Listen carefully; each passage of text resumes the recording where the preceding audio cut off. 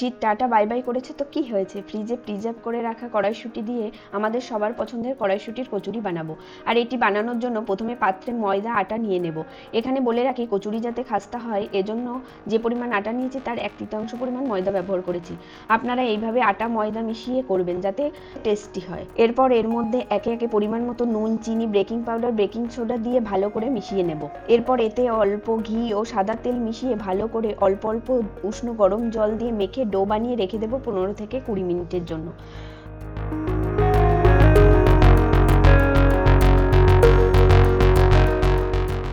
ততক্ষণে কড়াইশুঁটির পুর বানিয়ে নেব। আর কড়াইশুঁটির পুর বানানোর জন্য প্রথমে কড়াইশুঁটিগুলোকে গ্রাইন্ডারে অল্প জল দিয়ে ও কড়াইশুঁটি দিয়ে পেস্ট করে নেব। তারপর কড়াইতে তেল দিয়ে দেব। তেলটা গরম হলে হিং দিয়ে পেস্ট করে নেওয়া আদা কাঁচা লঙ্কা বাটা দিয়ে নেড়েচেড়ে পেস্ট করা কড়াইশুঁটি দিয়ে দেব। এরপর একে একে নুন ও বিট নুন দিয়ে নেড়েচেড়ে 2 চামচ পরিমাণ বেসন দিয়ে দেব। তারপর খানিকক্ষণ নেড়েচেড়ে নিলেই রেডি কড়াইশুঁটির পুর।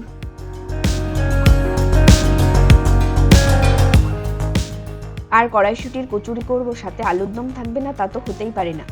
তাই আমি এখানে খুব সহজ পদ্ধতিতে আলুর দম বানাবো। আর এই আলুর দম বানানোর জন্য আলুগুলোকে কেটে ধুয়ে নিয়েছি।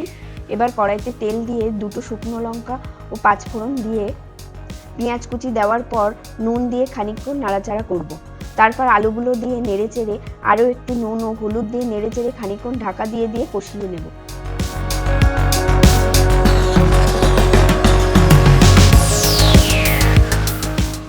তারপর আদা রসুন কাঁচা লঙ্কা বাটা ও গুঁড়ো করে রাখা জিরে দিয়ে ভালো করে কষিয়ে নেব।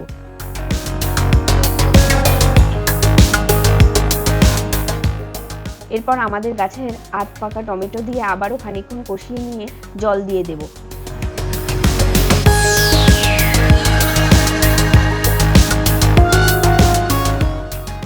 এরপর নেড়েচেড়ে খানিকক্ষণ ঢাকা দিয়ে ফুটতে দেব। তারপর ঢাকা খুলে সামান্য চিনি, ধনেপাতা ও গরম মশলা দিয়ে দিলে রেডি খুব সহজ পদ্ধতিতে তৈরি আলুর দম।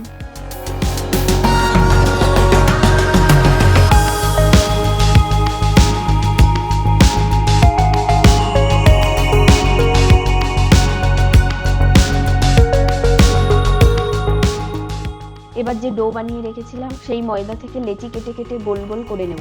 এবার লেচির মধ্যে পুর ভরে মুখটা বন্ধ করে আবারও গোল শেপ দিয়ে দেব।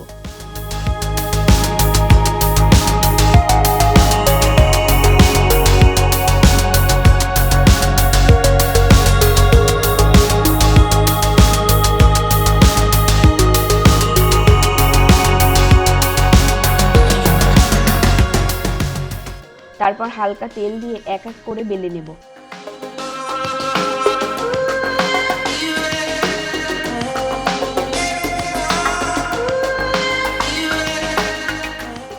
এবার কড়াইতে তেল দিয়ে তেলটা গরম হলে বেলে রাখা কড়াইশুঁটির কচুরি ভেজে নিলেই রেডি দারুণ সুস্বাদু কড়াইশুঁটির কচুরি সাথে আলুর দম।